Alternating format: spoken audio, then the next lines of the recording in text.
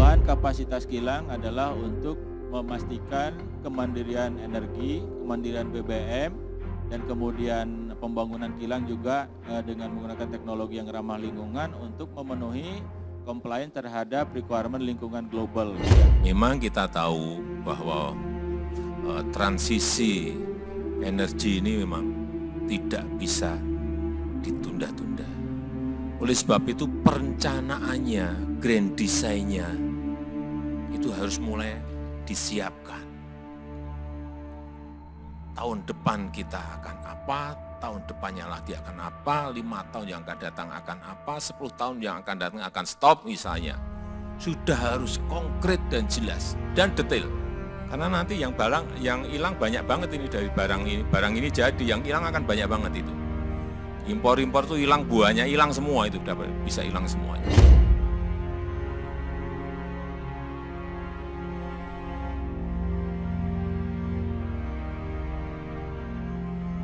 Produksinya naik atau turun? Ya, naik. Dari yang dulu waktu dikelola Chevron, turun-turun sekarang sudah mulai naik dari 158 ribu barel per hari menjadi 166 ribu barel per hari. Naik. Tetapi yang kita inginkan adalah sebuah peningkatan yang lipat. Tapi yang paling penting jangan sampai lifting minyak kita ini turun. Ini sudah berapa tahun ini turun terus. Sehingga apa? Larinya semuanya nanti ketergantungan pada impor. Padahal kita masih punya sumur-sumur yang bisa kita kelola untuk menghasilkan produksi sehingga importnya tidak banyak.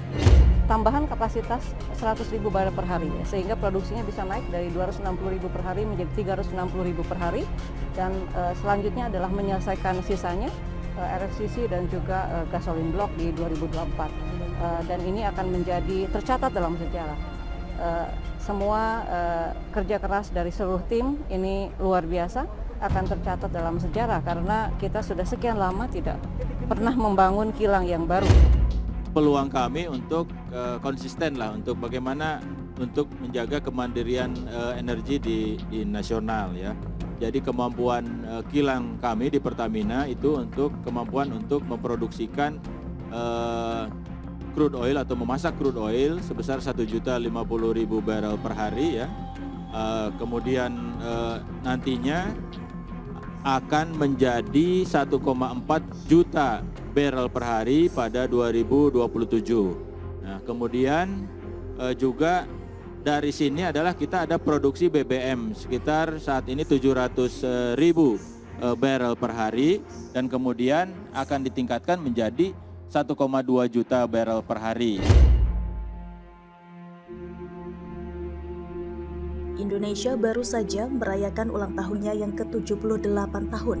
Tagline "Maju Terus untuk Indonesia Maju" di tahun ini menjadi penyemangat kerja keras pemimpin dan segenap bangsa Indonesia masa kini untuk meneruskan perjuangan para pahlawan yang telah dahulu membangun Indonesia. Indonesia adalah negara besar, maka dibutuhkan keseriusan dan komitmen untuk membangun bangsa ini. Tidak cukup hanya dengan ide dan gagasan, tapi juga harus dibarengi dengan kerja keras dan kerja nyata. Ratusan tahun kekayaan Indonesia dinikmati bangsa asing. Alih-alih mendapatkan sedikit saja keuntungan dari kekayaan negeri sendiri, bangsa Indonesia justru diperlakukan semena-mena oleh mereka, hingga harus menumpahkan darah yang tak ternilai harganya demi kedaulatan, demi kemerdekaan Indonesia. 78 tahun sudah Indonesia merdeka. Untuk semakin mengukuhkan posisi Indonesia di mata dunia sebagai negara yang berdaulat, Presiden Indonesia ke-7 Joko Widodo berani melakukan gebrakan-gebrakan yang seringkali dianggap mustahil dilakukan. Salah satu gebrakan Jokowi adalah membangun dan mengembangkan kilang minyak. Kilang minyak sangat dibutuhkan karena sampai dengan 2040, kebutuhan bahan bakar minyak atau BBM dalam negeri diprediksi mencapai 1,75 juta barel per hari. Pembangunan kilang di Indonesia ini dasarnya adalah Rencana Umum Energi Nasional. Bauran energi yang sudah ditetapkan jadi acuan membangun kilang. Dasar pembangunan kilang-kilang minyak di Indonesia Dalam kaitannya transisi energi 2050 nantinya, ada bauran EBT 31%, fosil 39%, dan sisanya batu bara. Sementara selama ini, kapasitas kilang minyak Indonesia tidak bertambah, sehingga untuk memenuhi kebutuhan BBM dalam negeri harus dari impor. Negara terbesar penyumbang impor BBM Indonesia adalah Singapura. Dengan kondisi tersebut, bukan tidak mungkin perusahaan akan tetap membangun kilang baru. Pertamina, sebagai BUMN energi milik negara sendiri, telah berkomitmen untuk membangun kilang baru. Dengan pembangunan itu, maka kapasitas kilang minyak di dalam negeri akan bertambah sebesar 425.000 barel per hari atau BPH menjadi 1,425 juta BPH dari saat ini hanya 1 juta BPH.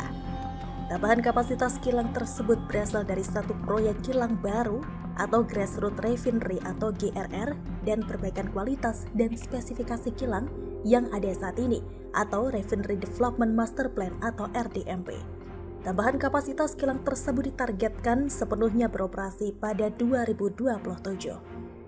Meski lebih rendah dari target awal yang sebesar 2 juta BPH, namun kita patut mengapresiasi kerja keras pemerintah untuk memenuhi kebutuhan masyarakat dan berhenti mengimpor BBM dari luar negeri, terutama Singapura. Bahkan dengan peningkatan kapasitas ini, Indonesia bisa menyaingi keberadaan kilang-kilang milik Singapura. Berdasarkan data Energy Information Administration atau IEA, kapasitas kilang minyak di Singapura mencapai 1,4 juta barel per hari. Terdapat 3 kilang minyak raksasa yang berproduksi di Singapura. Shell Pulau Bukom Refinery memiliki kapasitas 500.000 barel per hari. ExxonMobil Jurong Island Refinery dengan kapasitas 605.000 barel per hari dan SRC Jurong Island Refinery berkapasitas 290.000 barel per hari. Produksi BBM dari berbagai kilang di Singapura itu terlalu besar dibandingkan konsumsi domestiknya, mengingat jumlah penduduknya hanya 5,7 juta jiwa. Sementara Indonesia dengan populasi lebih dari 280 juta jiwa, kebutuhan BBM-nya mencapai 1,4 juta barel per hari. Sedangkan produksi kilang minyak hanya sekitar 800.000 barel per hari. Dengan kondisi tersebut, pemerintah juga memutar otak untuk mulai memproduksi energi bersih. Anak usaha PT Pertamina Persero, PT Pertamina Patraniaga, menyiapkan kilang penampungan tambahan berkisar 50.000 kiloliter guna menampung bahan FAME sebagai campuran tambahan B30 menjadi B35. Keberhasilan ini membuat Indonesia tidak hanya bisa memenuhi kebutuhan dalam negeri, tetapi juga bisa mengekspornya ke luar negeri.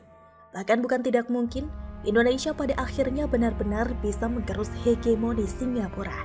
Sebagai negara besar, Indonesia tidak boleh terus-terusan ketergantungan kepada bangsa lain. Terus melaju untuk Indonesia maju. Jangan hanya dijadikan semboyan, namun harus dibuktikan. Jokowi sudah memulai, generasi penerus hanya tinggal melanjutkan dan terus mengembangkan potensi-potensi yang dimiliki bangsa ini. Jangan jalan di tempat atau malah merubah haluan, karena hanya akan membuang waktu dan kesia-siaan yang akan didapat. Indonesia maju atau tidak, tergantung generasi penerus bangsa akan membawa Indonesia ke arah mana. Dirgahayu Indonesiaku.